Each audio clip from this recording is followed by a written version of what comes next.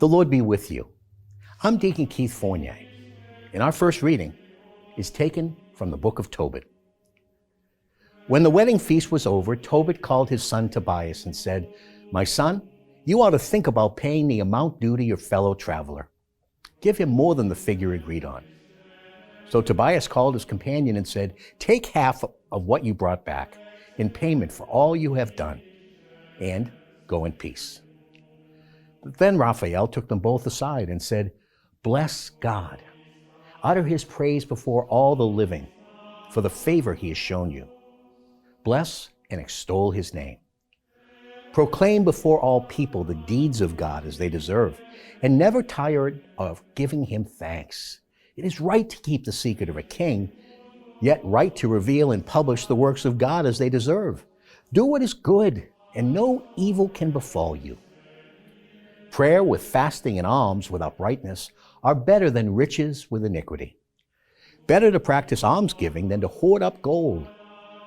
Almsgiving saves from death and purges every kind of sin. Those who give alms have their fill of days. Those who commit sin and do evil bring harm on themselves. I'm going to tell you the whole truth, hiding nothing from you. I've already told you that it is right to keep the secret of a king, yet right too to reveal in a worthy way the words of God. So you must know that when you and Sarah were at prayer, it was I who offered your supplications before the glory of the Lord and who read them. So too, when you were burying the dead, when you did not hesitate to get up and leave the table to go and bury a dead man, I was sent to test your faith.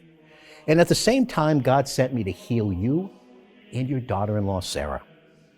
I am Raphael, one of the 7 angels who stand ever ready to enter the presence of the glory of the Lord. Now bless the Lord on earth and give thanks to God. I am about to return to him who sent me from above. Write down all that has happened." And he rose in the air. And our responsorial psalm is taken from the book of Tobit. For he both punishes and pardons. He sends people down to the depths of the underworld and draws them up from utter destruction. No one can escape his hand.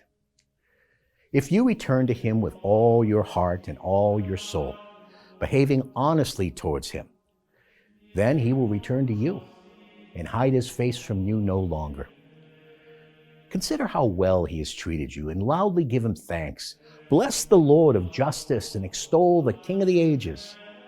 I, for my part, sing his praise in the country of my exile. I make his power and greatness known to a nation that has sinned. Sinners, return to him. Let your conduct be upright before him.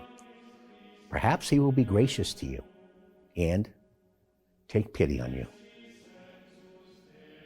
A reading from the Holy Gospel according to St. Mark.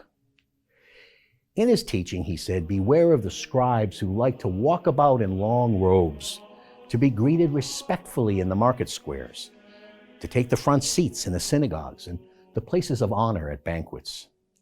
These are the men who devour the property of widows, and for show offer long prayers. The more severe will be the sentence they receive."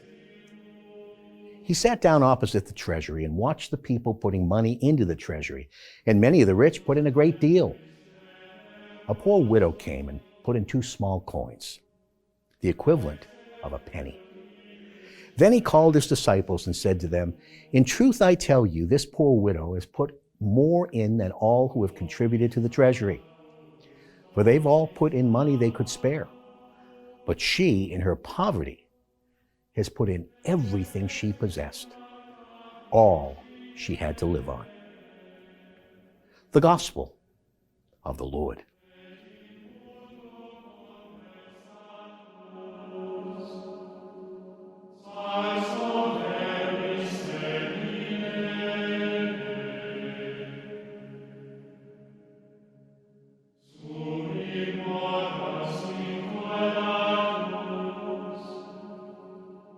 You